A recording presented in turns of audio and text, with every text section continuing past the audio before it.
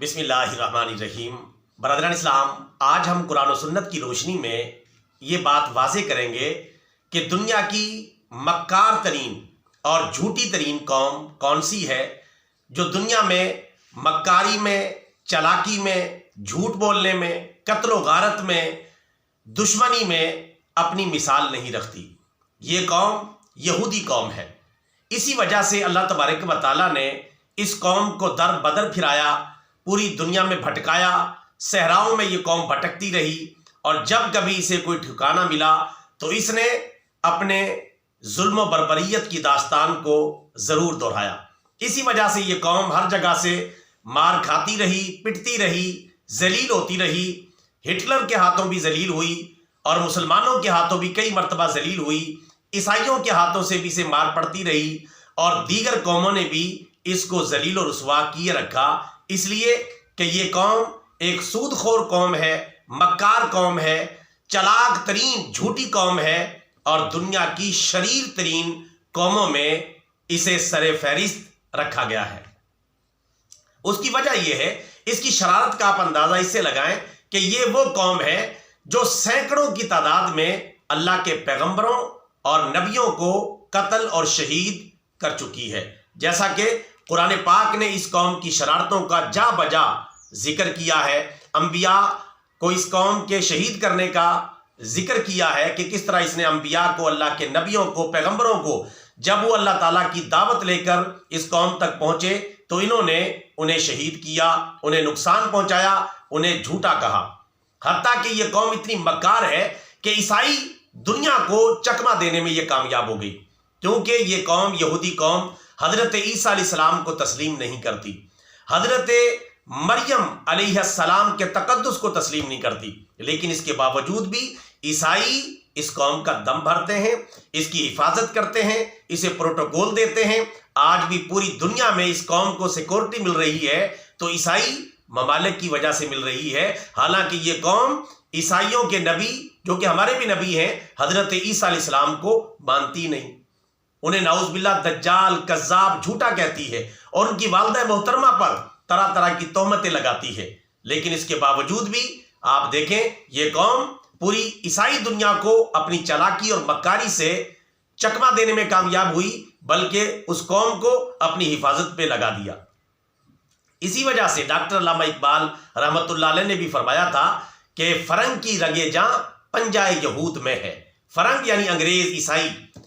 ان کی رگے جاں کو پنجہ یہود میں انہوں نے قرار دیا۔ اس کی وجہ یہی ہے کہ یہ مکار قوم ہے اور ظالم قوم ہے، اور آج اس کی مکاری، ظلم و بربریت اور اس کی تباہی و بربادی غزہ کے مسلمانوں پر کھل کے سامنے آ رہی ہے۔ آج یہ قوم کتنا ظلم و ستم ڈھا رہی ہے، اس کی فوجیں، قابض فوجیں، ظالم فوجیں کس طرح غزہ کے مسلمانوں پر ظلم و ستم کر رہی ہیں، وہاں نہتے مسلمانوں کو شہید کر رہی ہیں، کسی کا کوئی لحاظ نہیں۔ اتنی خون ریز یہ قوم ہے،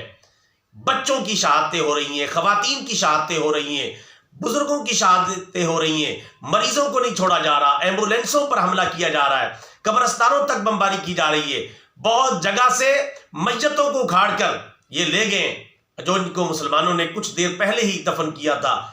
آپ اس قوم کی صفاکی کا اندازہ اس سے لگا لیں،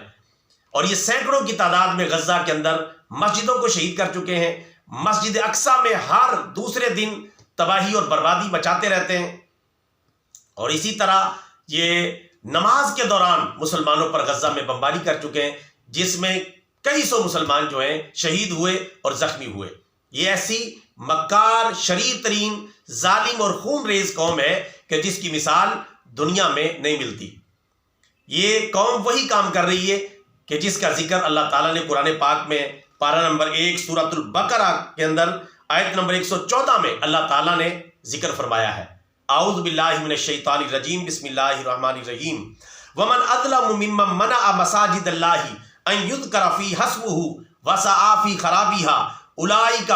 ما کان لهم ان يدخلوها الا خائفین لهم فی الدنیا خزی ولهم فی الآخرۃ عذاب عظیم۔ ترجمہ: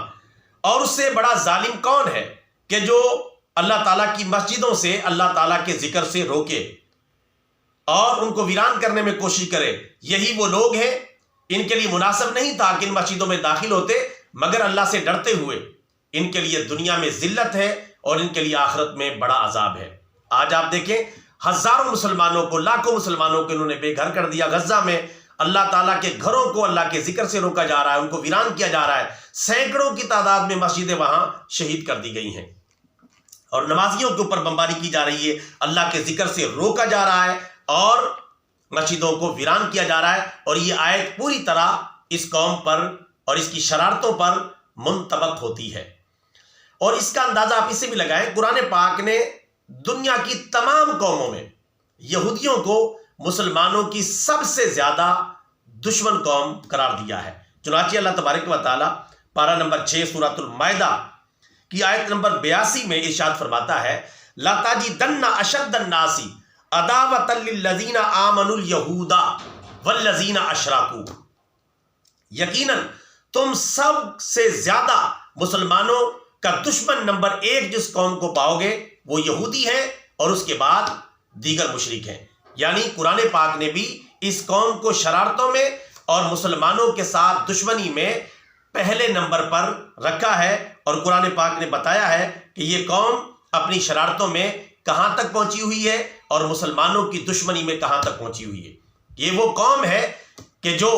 مسلمانوں سے اس حد تک دشمنی رکھتی ہے کہ مسلمان کو دیکھتے ہی ان کو یہ خیال آتا ہے کہ اس کو کیسے قتل کیا جائے، اس پر کیسے وار کیا جائے، اسے کیسے نقصان پہنچایا جائے اور اسے کس طرح جو ہے قتل کر دیا جائے۔ یعنی یہ ساری باتیں ان کی مذہبی عقائد کی کتابوں میں لکھی ہوئی ہیں، دیگر کتابوں میں لکھی ہوئی ہیں، اور ان کی دشمنی روز روشن کی طرح عیاں ہے۔ اور آج غزہ کے اندر ان کی دشمنی کھل کر سامنے آ رہی ہے کہ جہاں یہ کسی چیز کا لحاظ نہیں رکھتے اور ساری دنیا میں یہ انسانی حقوق کا جو ہے پرچم اٹھائے پھرتے تھے، چیمپئن بنے پھرتے تھے، یہ اور یورپی ممالک اور عیسائی ممالک سارے کے سارے، ایک بچہ بھی اگر کسی جنگ کے دوران مسلمانوں سے جو ہے قتل ہو جاتا تو پوری دنیا کو یہ سر پہ اٹھا لیتے۔ کہیں کسی جگہ مسلمان پردے کے ساتھ خواتین کو تعلیم دلوانے کی بات کرتے ہیں تو خواتین کے حقوق کی بات کرتے، پوری دنیا میں انسانی حقوق کا ڈھنڈورا پیٹتے ہیں اور پوری دنیا کو سر پہ اٹھا لیتے ہیں، پورا میڈیا چیختا اور چلاتا ہے۔ لیکن آج دیکھیں یہ قوم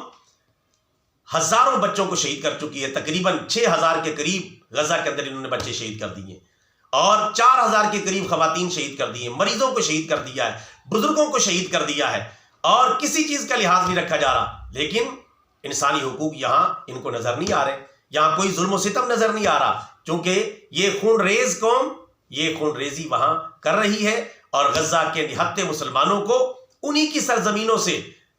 بے دخل کرنے کے لیے جنگ ان کے اوپر مسلط کی ہوئی ہے۔ اللہ تعالیٰ اہل غزہ کو سلامت رکھے، وہ ڈٹ کر ان کا مقابلہ کر رہے ہیں، اللہ تبارک و تعالیٰ ان کو نصرت عطا فرمائے گا۔ اور انہوں نے وہاں بچوں پر ظلم و ستم کی جو انتہا کی ہے، 6000 کے قریب چھوٹے چھوٹے ننھے بچے انہوں نے شہید کر دیے اور ہزاروں کی تعداد میں بچے وہاں لاپتہ ہیں۔ بچوں پر سب سے زیادہ ظلم ڈھایا گیا اور بچوں کو سب سے زیادہ نقصان انہوں نے پہنچایا ہے۔ حالانکہ یہ اقوام متحدہ اور یہ دشمنان اسلام ممالک مسلمانوں کو انسانی حقوق کا درس دیتے پھرتے ہیں، جبکہ ہمارے پیارے نبی صلی اللہ علیہ وسلم کے جنگی اصول سنیں اور ان کی جنگی حالت دیکھیں کہ کس طرح غزہ میں بچوں کو، خواتین کو، سب کو جو ہے ٹارگٹ کر کے شہید کیا جا رہا ہے، اور جبکہ ہمارے پیارے نبی صلی اللہ علیہ وسلم نے کس طرح جنگی اصول بتائے ہیں۔ ابو داؤد کی حدیث شریف نمبر 2616 ہے، حضرت انس رضی اللہ تعالیٰ عنہ اس حدیث مبارکہ کے راوی ہیں کہ پیارے رسول اللہ صلی اللہ علیہ وسلم نے جہادی لشکروں کو روانہ کرتے ہوئے آپ نے لشکر اسلام کو اور اس کے کمانڈر کو یہ ہدایات جاری کی کہ آپ نے جنگ کے دوران، لڑائی کے دوران بوڑھوں کو قتل نہیں کرنا، کمزوروں کو قتل نہیں کرنا، چھوٹے بچوں کو قتل نہیں کرنا، نابالغ لڑکوں کو قتل نہیں کرنا، خواتین کو قتل نہیں کرنا۔ یہ ہمارے پیارے نبی صلی اللہ علیہ وسلم کے جنگی اصول ہیں کہ جن میں بچوں کو تحفظ دیا گیا، خواتین کو تحفظ دیا گیا، مریضوں کو تحفظ دیا گیا، کمزوروں کو، بزرگوں کو تحفظ دیا گیا۔ اور ان کے اقوام متحدہ کا چارٹر کہاں ہے؟ انسانی حقوق کی باتیں کہاں ہیں؟ انسانی حقوق کے یہ چیمپئن بنے پھرتے تھے، جانوروں کی حقوق کی باتیں ہو رہی ہیں، کتوں اور بلیوں کے حقوق کی باتیں ہو رہی ہیں، لیکن کلمہ گو مسلمان، وہ چاہے بچے ہوں، خواتین ہوں، بزرگ ہوں، مریض ہوں، ان کے حقوق انہیں نظر نہیں آتے۔ یہ وہ خون ریز قوم ہے کہ جو خون ریزی کی آخری حد تک غزہ کے اندر پہنچ چکی ہے۔ اس قوم کا جو ہے دو علاج صرف یہ قوم سمجھتی ہے، دو زبانیں یہ قوم سمجھتی ہے، اس کے علاوہ دنیا کی کوئی بات ان کو سمجھ میں نہیں آئے گی۔ پوری دنیا چنگھاڑ رہی ہے، پوری دنیا چیخ رہی ہے، اسلامی دنیا